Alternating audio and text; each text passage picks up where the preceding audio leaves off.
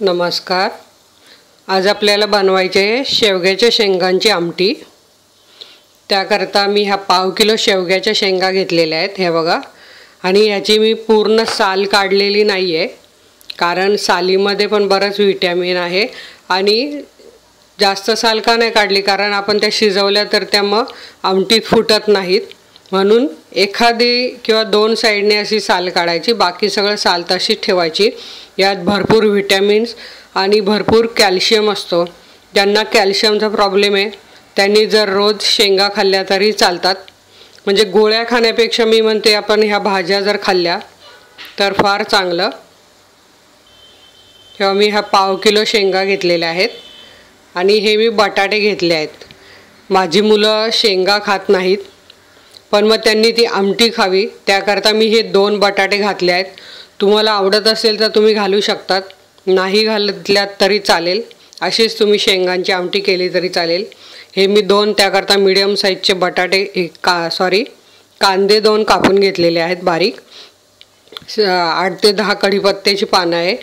हे पण मी 2 टोमॅटो मिक्सरला बारीक करून घेतलेले आहे, कारण फोडी त्यात मग ती साल दातात अडकते, म्हणून प्युरी घेतली तर पूर्ण छान चव पण लागते।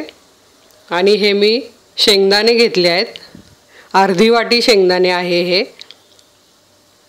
आणि त्यात 2 मी हिरव्या मिरच्या बारीक करून घेणार आहे। हे मी चवीप्रमाणे मीठ घेतलं आहे, साधारण 1 चमचा आहे।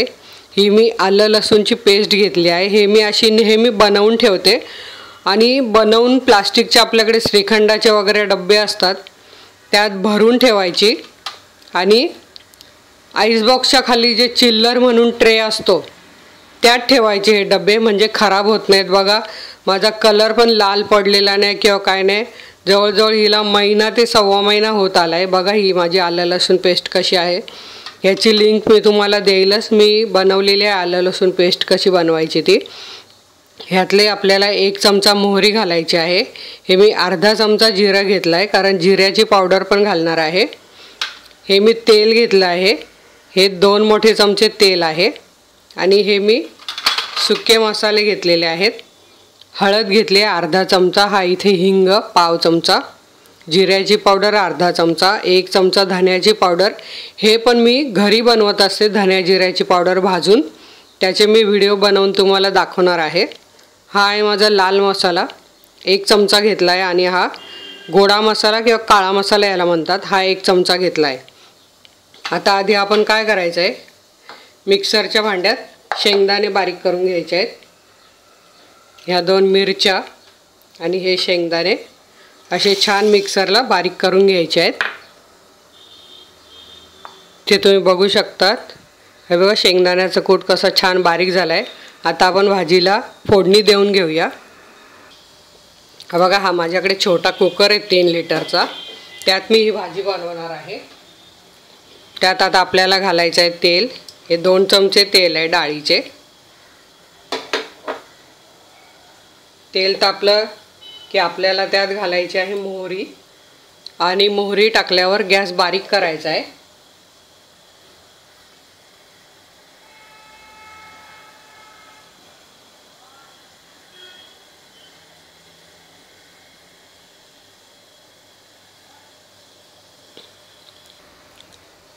हे बघा आपलं तेल असं छान तापलं आहे। आता आपल्याला यात ही मोहरी घालायची आहे, आणि मोहरी छान फुलल्यावर मग जिरा घालायचं आहे। मोहरी तडतडण्याचा आवाज आल्यावर आपल्याला जिरा घालायचं आहे।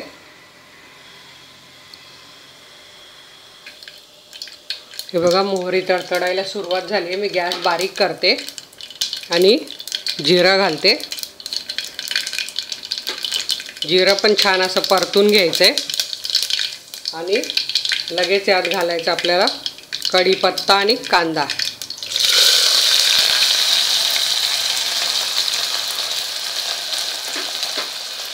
आणि कांदा मध्यम आचेवर आपल्याला, आता मी थोडा गॅस वाढवला, मध्यम आचेवर असा गुलाबीसर होईपर्यंत फ्राय करून घ्यायचा आहे। आणि हे मी जे तुम्ही म्हणाल हे तेल मी कुठलं घातलं आहे, तर मी तुम्हाला सांगते, मी भजी बनवलेली त्याचं ते तेल होतं, ते मी लगेच असं भाजीला वापरून टाकत असते। म्हणजे परत आपण भजी बनवताना वापरू असं नाही. मी लगेच दुसऱ्या दिवशीपासून ते सुरुवात करते भाजीला घालायला, म्हणून ते लाल दिसतं.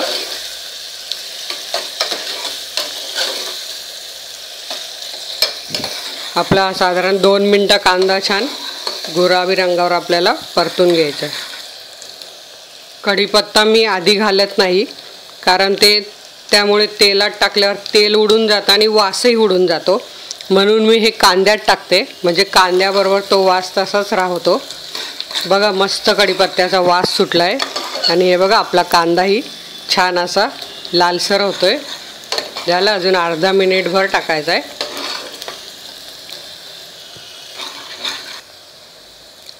आणि इथे तुम्ही बघू शकता, बघा अर्धा मिनिटभर झाला आहे. कांदाही छान असा लालसर झाला आहे. आता यात आपल्याला आधी आलं लसूणची पेस्ट घालायची आहे.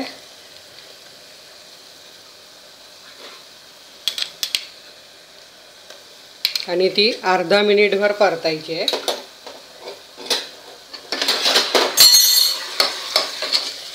मस्त वास सुटला आहे. आधी का नाही घालायची, कारण ती आधी घातली तर कांद्याबरोबर ती जळून जाते आणि त्याचा वासही निघून जातो, म्हणून ही कांदा परतल्यावर घालायची आहे. आता आपल्याला यात घालायची आहे टोमॅटोची प्युरी, 2 टोमॅटोची. ह्याने चव एकदम आमटीची छान येते.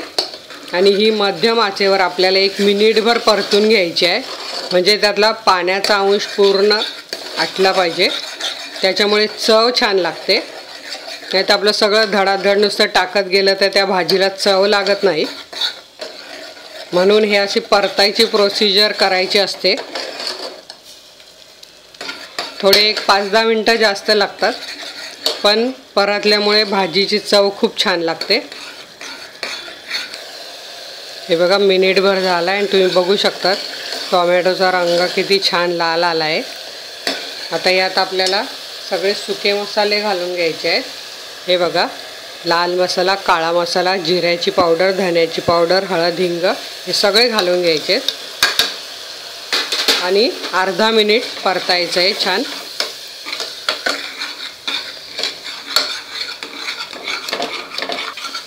खूप छान वास सुटला आहे भाजीचा. मस्त आलं लसूण सगळे सुके मसाले मस्त सुटले. आता ह्याच्यात आपल्याला शेंगा आणि बटाटे परतून घ्यायचे आहेत. हे बघा,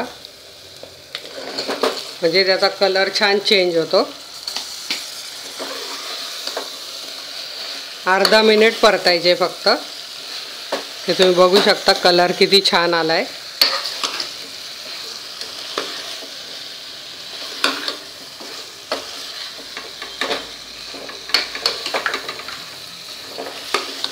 मस्त कलर आलाय. गॅस बारीक ठेवायचा आहे परतताना. हो हो, मस्त भाजी झालेली आहे. आता ह्याच्यात आपल्याला शेंगदाण्याचा कूट, म्हणजे हे भाजलेले शेंगदाणे होते आणि त्यात मी मिरची बारीक करून घेतलेली आहे. हे बघा, आणि हा कूट मी आता यात घालते.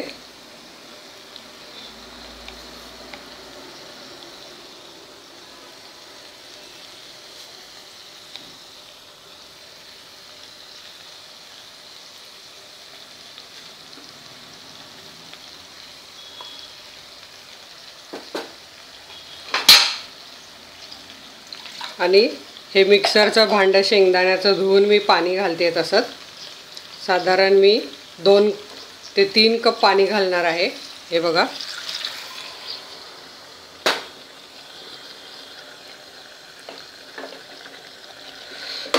आपण आपल्या आवडीप्रमाणे पाणी घालू शकतो. म्हणजे तुम्हाला आमटी कशी घट्ट पाहिजे किंवा पातळ पाहिजे तसं तुम्ही पाणी घालू शकता. मी ही मध्यम पातळ करणार आहे.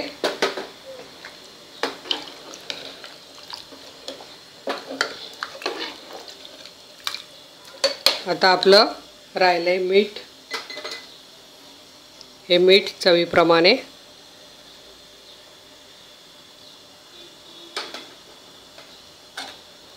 मस्त छान भाजी हलवून घ्यायची आणि आता याला 1 शिट्टी द्यायची आहे.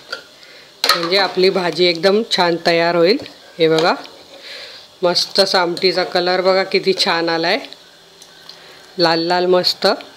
आणि कुकरमध्ये एकदम झटपट होते।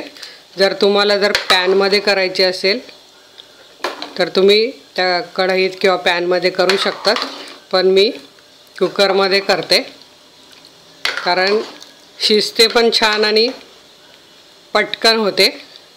हे बघा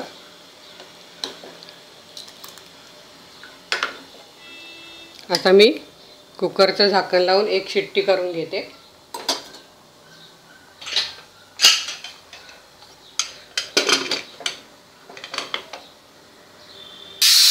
हे बघा आपल्या कुकरची शिट्टी झालेली आहे। तर मी गॅस बंद करते, एकच शिट्टी करायची आणि आता आपल्याला कुकर थंड होऊ द्यायचा आहे। 10 मिनिटं वाट बघायची आहे। कुकर गरम उघडायचा नाही। कुकर उघडायच्या वेळी शिट्टीला हात लावून शिट्टी थोडी वर करून बघायची, पूर्ण वाफ गेली की नाही तरच कुकर उघडायचा आहे। 10 मिनिटं आपण आता वाट बघूया। हे बघा 10 मिनिटं झाली आहे। शिट्टी अशी वर करून बघायची। बघा थंड झालं आहे कुकर। आता आपण झाकण उघडूया। बघा मस्त वास सुटला आहे भाजीचा आणि इथे तुम्ही बघू शकता। हे बघा मस्त शेंगा पण शिजलेल्या आहे आणि बटाटे पण शिजलेले आहेत। हे बघा पूर्ण शिजलेले आहेत। आता मी तुम्हाला हे बाउलमध्ये काढून दाखवते। एकदम छान आमटी झालेली आहे। हे बघा आपली शेवग्याच्या शेंगांची आमटी इथे तयार झालेली आहे आणि याची चव खूप सुंदर झालेली आहे। याच्यावर तुम्ही सजावटी करता अशी थोडीशी कोथिंबीर टाकू शकतात। ही खूप छान लागते आमटी। ही तुम्ही नक्की करून बघा आणि अशा छान छान रेसिपी बघण्याकरता आता तुम्हाला काय करायचं आहे, तुमच्या मोबाईल स्क्रीनवर माझा लोगो आला असेल त्यावर क्लिक करायचं आहे। धन्यवाद।